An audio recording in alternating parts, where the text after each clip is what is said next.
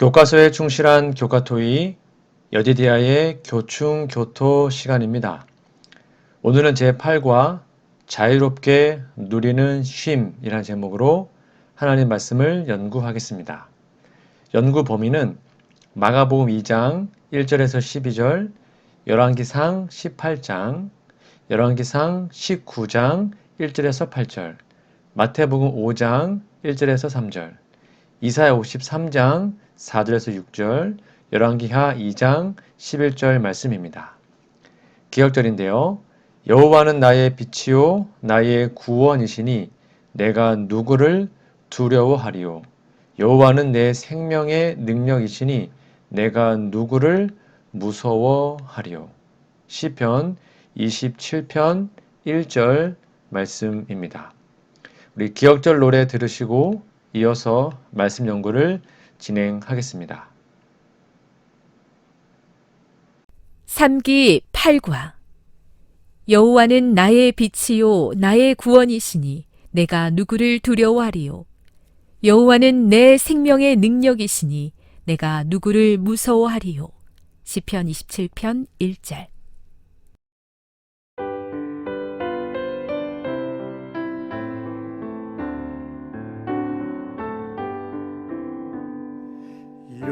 여호와는 나의 빛이요 나의 구원이시니 내가 누구를 두려워하리요.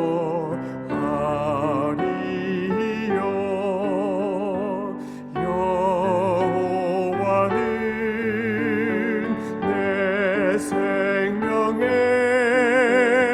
능력이시니 내가 누구를 무서워하리요.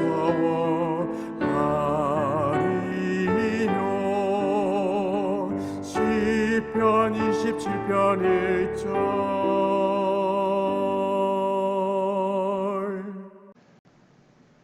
8월 15일 일요일 제목은 치유가 되는 쉼입니다. 1번 질문해 보시면 마가복음 2장 1절에서 4절을 읽어보라. 어떤 일이 벌어지고 있었는가? 마가복음 2장을 펴시고 읽어보신 다음에 답을 적어보세요. 네, 스스로 움직일 수 없는 중풍병자를 친구들이 메고 와서 지붕을 뚫고 달아서 예수님 앞에 내려놓았습니다. 옆에 있는 묵상 질문해 보시면 죄악 세상에 사는 동안 육신의 질병은 피할 수 없는 현실입니다. 의술의 도움조차 완전한 해결책이 되지 못합니다. 그렇다면 그런 고통의 순간 우리가 기억하고 의지해야 할 것은 무엇일까요? 한번 답을 적어보십시오. 네, 맞습니다. 부활의 날 완전한 건강과 죽지 않을 생명으로 일으키실 때 모든 문제가 완전히 해결된다는 것을 확신하는 중에 쉼을 경험하는 것이 진정한 믿음입니다. 이 땅은 죄의 세상이고 아담의 후손인 사람들은 죽음에 이르는 불치병을 앓고 있습니다. 육신의 질병이 들었을 때 의사를 찾아가서 치료를 받고 나았다 해도 그가 죽음에 이르는 병을 치료받는 것은 아니죠. 쉽게 말하면 사람들은 누구나 할 것 없이 전부 다 시한부 인생입니다. 암이나 그 외에 어떠한 질병이 들어서 의사가 몇 개월 혹은 몇 년밖에 살지 못한다라고 하면 그러한 인생을 시한부 인생이라고 그러잖아요. 근데 이 세상에 시한부 인생이 아닌 사람이 하나도 없어요. 우리는 다 한 번씩은 죽기 때문입니다. 그 시한, 그 길이가 길고 짧음, 그 차이밖에 없어요. 다 죽습니다. 고난이나 질병이나 세상에 일어나는 모든 재난들은 다 죽음이 가져다 온 증상들일 뿐입니다. 건강한 사람이 저녁에 잠자리에 들 때에 불안해하지 않습니다. 왜요? 그 다음날 일어날 것이니까요. 그 다음날 기력이 회복된 건강한 몸으로 일어날 것을 의심하지 않기 때문입니다. 만약에 그 밤에, 즉 오늘 밤에 잠자는 중에 죽을 것이라고 생각한다면 쉽게 잠이 오겠습니까? 아마도 잠을 자지 않으려고 무진 애를 쓰겠죠. 그런데 예수님 재림하시는 그날 생명의 부활로 일어날 것이, 즉 부활할 것이 확실하다면 소위 말하는 죽음의 잠이 드는 것이 무엇이 두렵고 무엇이 불안하겠습니까? 우리가 다 불치병 환자임을 기억하고 시인한다면 이 죽음 문제를 위해서 날마다 하나님께 나아갈 것입니다. 그것을, 이 죽음을 예수님이 치유하시고 그날 아침에, 부활의 날 아침에 완전한 건강으로 일어날 것이 확실하다면 죽음 앞에서 어떠한 몸의 질병이 있어도 마음의 쉼은 잃지 않겠죠. 그러한 마음의 쉼을 진짜로 잃어버리지 않고 어떤 상황에도 죽음 앞에서도 평강하는 우리 모두가 되기를 간절히 소망합니다. 일요일 예르신의 권면입니다. 그리스도의 종들의 사명. 세상은 슬픔과 고통과 죄의 무거운 짐을 지고 하는 사람들로 가득 차 있다. 하나님께서는 그분의 자녀들을 보내시어 그 짐을 대신 지고 쉼을 주실 그분을 그들에게 나타내도록 하셨다. 도우며 축복하며 치료하는 것이 그리스도의 종들의 사명이다. 교회 증언 6권 55페이지 말씀입니다. 8월 16일 월요일입니다. 제목은 근원부터 치료하심. 1번 질문해 보시면 예수님께서는 어떻게 이 중풍병자를 고치기 시작하셨는가? 예수님께서 그를 위해 하신 첫 번째 일은 무엇이었는가? 마가복음 2장 5절에서 12절을 읽어보라. 꼭 읽어보시고 한번 답을 적어보시기 바랍니다.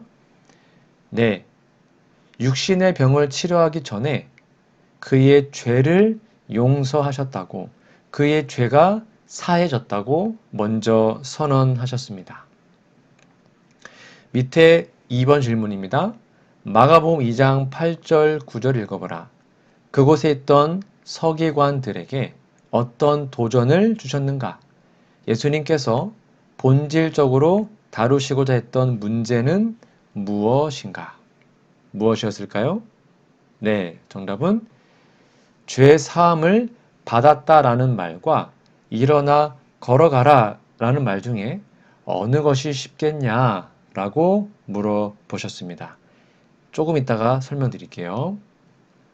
자, 묵상 질문 옆 페이지에 가보시면 하나님께서 우리가 경험하기를 바라시는 참된 치유는 무엇일까요? 참된 치유가 뭘까요? 바로 죄의 용서를 받고, 이게 첫 번째고, 예수님의 구원하는 생명을 받음으로 사망에 이르는 불치병을 치료받기를 원하십니다. 그 다음에 육신의 치료도 해 주시는 겁니다. 여러분, 죄의 용서 받았다라는 말과 일어나 걸어가라, 그것 중에 어느 것이 더 쉬울까요? 물론 둘 다 어렵습니다. 그리고 쉬운 것이 없을 수도 있습니다. 근데 대부분의 많은 사람들은, 저도 여러 번 질문했지만 자리를 가지고 걸어가라 하는 것이 더 쉽다고 대답을 많이 합니다. 여러분들, 그것은 잘못된 대답입니다. 잘 보세요. 죄를 사했다는 말이 훨씬 쉬워요. 왜냐하면 죄를 사하기 위해서는 예수님께서 십자가를 져야 됐기 때문이잖아요. 그런데 너 죄 사했어. 그건 눈에 보이지 않는 것입니다. 그 말은 되게 쉽습니다. 죄 사했어 하면 끝이에요. 그런데 일어나 자리를 들고 걸어가라 라고 말을 했는데 못 일어나면 자신의 말이 거짓말이 되잖아요. 그러니까 둘 중에 뭐가 더 쉽냐면 말로는 죄 사함이 더 쉬운 것입니다. 그런데 예수님은 더 쉬운 게 아니라 어려운 자리를 들고 걸어가라는 그 어려운 문제를 해결하심으로 죄사함의 문제도 해결할 수 있음을 증명하신 것입니다. 다시 한번 설명드리면 죄사함 받았다 라고 말하면 나타난 현상이 없어요. 그래서 일반 카톨릭에서 고해성사하지 않습니까? 그냥 마음 놓고 그 말을 합니다. 신부님한테 제가 이런 죄를 졌습니다라 말하면 신부님은 당신의 죄를 사했다. 말로 하는 거 뭐 누구나 못합니까? 다 할 수 있죠. 그런데 그 사람이 진짜 죄사함을 받았는지 못 받았는지를 어떻게 알 수 있어요? 눈에 보이지 않는데? 그걸 예수님께서는 그의 육신의 병을 치료하심으로 그가 자기 자리를 들고 걸어 나감으로 증명하신 겁니다. 나는 육신의 병도 치료할 수 있다. 그러니 이 사람의 죄도 용서할 수 있다. 그렇게 증명하신 겁니다. 이해가시죠? 우리가 사망에서 일어나 생명의 부활로 일어나야 영원한 속죄가 이루어지는 것이 증명되는 것입니다. 그러므로 날마다 주님 앞에 무릎을 꿇고 하루의 삶을 진솔하게 고백하고 발 씻는, 그리고 우리의 육신의 죄를 씻는 속죄의 경험이 대단히 중요합니다. 우리가 죄 용서 받았는지 어떻게 아냐고요? 바로 믿음으로 압니다. 우리가 진정으로 고백하면, 우리의 죄를 자백하면 주님은 용서하신다고 선언하셨습니다. 그 말씀을 믿음으로 받아들이면 우리는 용서를 받는 것입니다. 요한에서 1장 9절, 만일 우리가 우리 죄를 자백하면 그는 미쁘시고 의로우사 우리 죄를 사하시며 우리를 모든 불의에서 깨끗하게 하실 것이요. 이 약속을 실제로 이루어진 것으로 받아들이고 믿으심으로 죄 용서함을 받는 우리 모두가 되기를 간절히 소망합니다. 월요일 예언신의 권면입니다. 모든 질병의 기초, 죄의 불안과 채워지지 않은 욕망과 아울러 죄의 짐이 그들의 질병의 기초이다. 그들은 심령의 치료자 앞에 나오기 전에는 위안을 찾을 수 없다. 그분만이 주실 수 있는 화평이 심령의 활력을 주고 육체의 건강을 줄 것이다. 시대의 소망 270페이지 말씀입니다. 자, 이제 화요일로 가보겠습니다. 엘리야 이야기가 나오는데요. 제목은 도망치다. 1번 질문해 보시면 열왕기상 18장에서 엘리야는 하늘에서 불이 내려오는 기적을 보았다. 그의 기도에 대한 응답으로 비가 내려서 3년간이나 이어지던 가뭄이 끝나는 것을 보았다. 그렇다면 엘리야는 왜 이세벨의 협박을 듣고 도망하였는가? 열왕기상 19장 1절에서 5절을 읽어보라. 읽어보시고 한번 답을 적어보세요. 네, 정답은 이세벨이 엘리야가 한 그 큰 능력의 역사를 보고도 회개하지 않고 오히려 엘리야를 죽이겠다고 했기 때문에 갑자기 우울증에 빠진 것입니다. 옆에 있는 묵상 질문입니다. 이사야 40장 30절, 31절을 묵상해 보십시오. 이 말씀 속에서 어떤 위로와 희망을 발견하십니까? 여러분 묵상하시고 여러분 스스로 답을 한번 적어보세요. 네, 여호와를 앙망할 때 새 힘을 주신다는 약속을 굳게 믿고 일어서야 합니다. 사람들은 어려운 일이 닥칠 때 해결하기가 너무 막막하게 보이면 그런 문제에서 도망치려는 경향이 있죠. 그래서 가장 안전한 도망이 죽는 것이기 때문에 그냥 자살을 합니다. 사람이 죽잖아요? 그러면 이 살아있는 사람들 세계에서는 책임을 물을 길이 없어요. 그래서 아무리 나쁜 죄를 지어도 그 사람이 죽으면 더 이상 수사하지 않습니다. 엘리야가 그렇게 도망하라고 했습니다. 하나님께 그렇게 대답했습니다. 여호와를 위한 열심히 특심한데 나 정말 열심히 일했는데 나라는 이 백성들은 여전히 회개하지 않습니다. 그러니 오히려 저를 죽이려고 합니다. 하나님, 이런 때 무엇하고 계십니까? 막 이렇게 따졌을 겁니다. 아마도 엘리야는 이런 생각에 빠져서 마음이 우울했을 거예요. 그래서 도망치고 싶었고 정말로 도망쳤습니다. 그래서 하나님의 산 호렙으로 도망을 갔죠. 맥이 빠졌습니다. 너무 배가 고팠습니다. 로뎀나무 그늘에 누워서 잠이 들었어요. 그때 천사가 깨웁니다. 깜짝 놀랐지만 저는 그를 꾸짖지 않고 그의 기력을 도와주는 음식을 가져다 줍니다.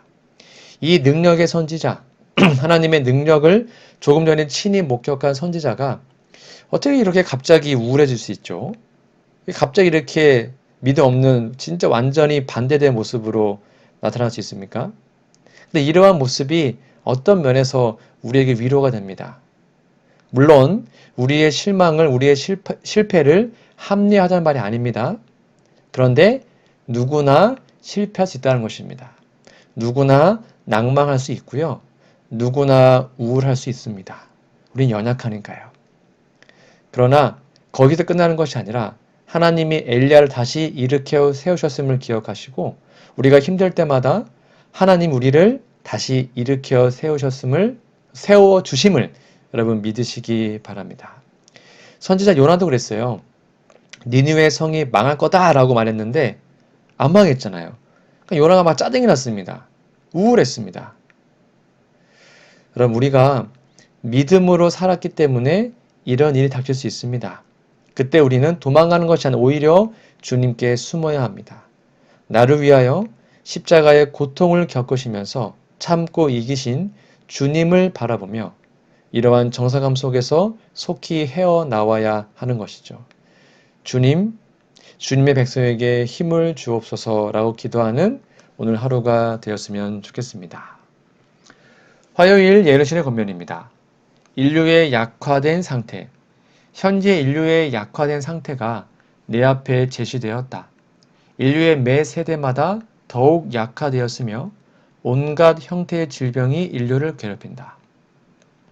수천의 가련한 인생들이 불구나 병든 몸으로 신경 쇠약이나 우울증으로 시달리면서 비참한 생을 연장하고 있다. 인류에 대한 사단의 세력은 증가한다. 만일 주께서 곧 오셔서 그의 세력을 파괴시키지 않으신다면 지구에는 멀지 않아 살아남는 자가 없게 될 것이다. 증언보감 1권 102페이지의 말씀입니다. 자, 수요일입니다. 제목은 지쳐서 더는 달릴 수 없게 됨. 질문해 보시면 열왕기상 19장 4절에서 엘리야는 자신이 조상들보다 낫지 못하다고 말했습니다. 그것이 무슨 뜻일까요? 한번 적어보시기 바랍니다. 네, 정답은 엘리야는 조상들이 하나님의 뜻을 수행하기 위하여 어려움을 참고 견딘 사실을 기억하면서 자책하는 마음이 생겨 아마도 더욱 우울해진 것 같습니다. 옆에 있는 묵상 질문을 보실까요? 다음 성경절들에서 어떤 소망과 위로를 발견할 수 있습니까? 시편 34편, 마태복음 5장, 시편 73편, 이사야 53장을 꼭 읽어보시고 한번 여러분의 답을 적어보시기 바랍니다. 네, 주님이 그의 백성들을 항상 지키시고 돌보신다는 약속을 믿을 수 있습니다. 그 보증이 주님의 십자가와 부활임을 여러분 꼭 기억하시기 바랍니다. 인생길에 위기를 맞아 마치 예수님께서 나를 버리셨다 하는 사탄의 생각이 마음에 스밀 때 우린 다시 한번 무릎을 꿇고 주님의 은총을 감사하는 마음으로 그러한 사람이 되기를 기도해야 합니다. 사탄 마귀는 그런 경우에 어떻게 해서든지 우리를 지배해서 예수님 잊어버리고 우리의 눈을 예수께서 돌리고 자기 자신의 나약하고 초라한 모습을 바라보도록 유혹합니다. 여러분 그러나 우린 우리 자신을 보면 안 됩니다. 우리의 눈을 예수님께로 고정시켜야 합니다. 우리가 연약하기 때문이죠. 우리가 잘해서 구원받는 것 결코 아닙니다. 모든 것이 하나님께서 하신 일입니다. 우리가 영적인 생명을 얻도록 십자가에서 생명을 버리실 정도로 하나님은 우리를 사랑하셨습니다. 그분을 믿음으로 그분의 생명을 얻을 때 그분이 그 생명을 이루신 일을 내가 이룬 것처럼 여겨주십니다. 그게 바로 구원이고 은혜입니다. 왜냐하면 이제는 예수님의 생명이 나의 생명이 되었기 때문입니다. 예수님이 하신 일을 내가 한 것으로 여겨주십니다. 여러분, 믿음으로 말미암음의 핵심 사상은 그것입니다. 예수님의 생명이 나의 생명이 되었기 때문에 이제 우리는 믿음으로 그분의 품성을 얻게 됩니다. 예수님의 생명이 나의 생명이 되지 않으면, 즉 우리가 아담 안에서 죽은 상태에서 그대로 있다면, 사망에서 생명을 옮긴 경험이 없다면, 도덕적으로 아무리 선하고 의로워도 그것은 죽은 자의 썩어져가는 구수 외에는 아무것도 아닙니다. 이것을 깨달을 때 바울처럼 내가 전에 있었던 모든 유익한 것들은 다 해롭다, 다 배설물이다, 다 버렸다 라고 고백하게 될 것입니다. 그렇게 우리의 모든 것을 배설물로 여기고 다 버릴 때, 즉 비워낼 때 참된 쉼을 얻을 수 있게 될 것입니다. 그 일을 위하여 우리는 성경의 권고대로 자기를 시험하고 확증하기 위하여 날마다 우리의 삶을 살피는 그러한 시간을 꼭 마련하시는 우리 모두가 되기를 간절히 소망합니다. 수요일 예내신의 권면입니다. 낙담의 때 필요한 영적 통찰력. 모든 사람의 경험 가운데는 통렬한 실망과 철저한 낙담의 때, 곧 슬픈 운명에 처하여 마침내 죽는 것이 사는 것보다 나은 것처럼 보이는 날들이 이르러 온다. 만약 우리가 이와 같은 때에 영적 통찰력을 가지고 하나님의 섭리가 무엇을 의미하는지를 분별할 수 있다면 그 같은 상태로부터 우리를 구원하셔서 우리의 발을 영원한 산보다 더 튼튼한 기초 위에 세우려고 노력하는 천사들을 보게 될 것이다. 선지자와 왕 162페이지에 있는 말씀입니다. 마지막 목요일입니다. 8월 19일 목요일 제목은 쉼 그리고 그 이상의 것. 교과서 질문해 보시면 열왕기상 19장 5절에서 8절을 읽어보라. 엘리야는 어디로 왜 가고 있었는가? 읽어보시고 답을 적어보세요. 네, 정답은 하나님의 산 호렙으로 가고 있었습니다. 이 호렙산이 신의 산입니다. 거기서 모세의 경험을 아마 원했던 것 같습니다. 2번 질문 보시면 열왕기상 19장 15절 16절과 열왕기하 2장 11절을 읽어보라. 엘리야를 위해 무엇이 준비되어 있었는가? 정답은 엘리야가 감당할 뻔한 그 사명을 엘리사와 다른 왕들에게 위탁한 일을 해야 했고 그 임무를 수행한 후에 그는 죽지 않고 승천하게 될 것이었습니다. 자, 옆에 묵상 질문입니다. 엘리야의 이야기를 통해 아무리 우리가 절망적으로 느낀다고 할지라도 하나님의 능력을 의지하여 포기하지 말아야 하는 이유에 대하여 무엇을 배울 수 있을까요? 여러분 답을 적어보세요. 네, 하나님께서는 우리의 사정을 다 아시고 우리가 할 일을 수행하도록 이끌어 주심을 알 수 있습니다. 엘리야의 경험이나 요나 선지자의 경험을 통해서 하나님께서 자기 백성과 종들과 수많은 사람들을 긍휼로 자비로 대하신다는 것을 배울 수 있습니다. 거짓 선지자나 거짓 신자들일지라도 깨닫고 회개하기를 오래 참으시며 기다리십니다. 우리는 엘리야를 대하신 하나님의 모습, 요나를 대하신 모습에서 우리를 대하시는 하나님의 자비하신 모습을 볼 수 있습니다. 우리는 쉽게 실망하지 않는 훈련을 해야 합니다. 여러분 물론 신앙생활 하다 보면 쉽게 실망하고 낙담하는 경향이 있어요. 다 그렇습니다. 그러나 우리는 더 자아를 낮추고 말씀 앞에 겸손하고 온유해서 주시는 주님의 말씀을 잘 받아들이고 감당하는 주님의 자녀가 되었으면 좋겠습니다. 여러분 하나님은 형벌을 좋아하는 분이 아니셔요. 그분은 용서하시고 하나님의 뜻을 따르려고 정직한 마음으로 사는 신자들을 격려하시고 용기를 주시는 분입니다. 징계는 더 잘하라고 하시는 사랑의 훈육입니다. 우리 자신의 모습을 중심으로 보면 우리는 하나님 앞에 감히 설 수 없습니다. 그러나 예수님은 우리가 예수님 안에서 예수님 앞에 설 수 있는 사람이 된 것입니다. 그래서 우리는 예수님 안에서 당당하게 하나님 앞으로 나아갈 수 있습니다. 그러니 감사밖에 무엇이 더 할 일이 있겠습니까? 진정으로 감사하시고 진짜 감사하다면 하나님께 충성하시는 우리 모두가 되기를 간절히 소망합니다. 목요일 예능신의 권면입니다. 영광스러운 미래가 준비됨.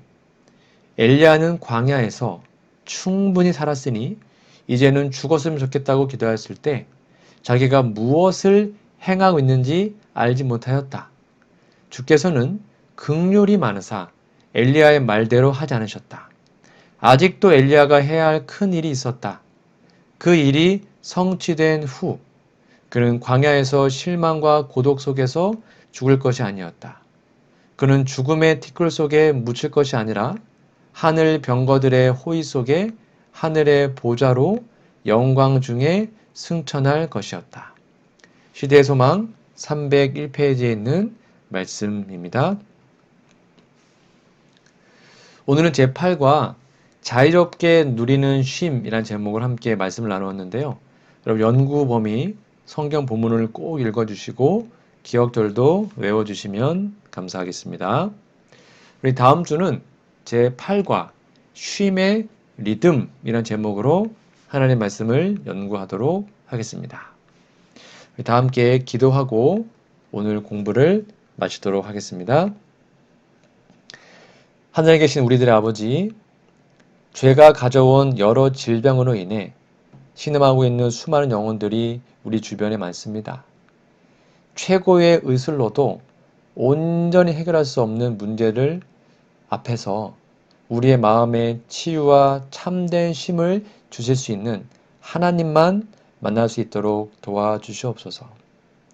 우리의 발목을 붙잡고 예수님 앞으로 나아가지 못하게 하는 죄의 문제를 진심으로 해결하고 싶사오니 오늘 우리의 마음속에 들어오셔서 마음속 깊은 곳에서부터 우리를 깨끗하게 하여 주옵소서. 우리가 가진 인간적인 연약함을 인해 지치고 힘들고 우울한 감정 속에 혹시 빠져 있다면 오늘 말씀을 통하여 그것이 우리만의 문제가 아니었사오니 다시 한번 힘과 용기 내도록 도와주시옵소서. 이렇게 문제가 많을수록 더욱더 하나님을 찾도록 하나님께 매달릴 수 있도록 도와주시옵소서. 도망하다 멈춰선 엘리야의 모습 속에서 우리 자신의 모습을 보게 되었습니다. 세상 속에서 지쳐 갈 길을 모르고 방황하는 우리의 삶에 예수님 찾아와 주시고 손잡아 주시고 예수님을 믿는 믿음으로 다시 일어설 힘을 주시옵소서. 우리가 세운 계획과 방향과 속도에 따라 사는 삶이 아니라 하나님의 리듬에 맞춰 살아가며 하나님께서 주신 참된 쉼과 만족을 경험하게 하여 주시옵소서. 예수님의 이름으로 간절히 기도합니다. 아멘.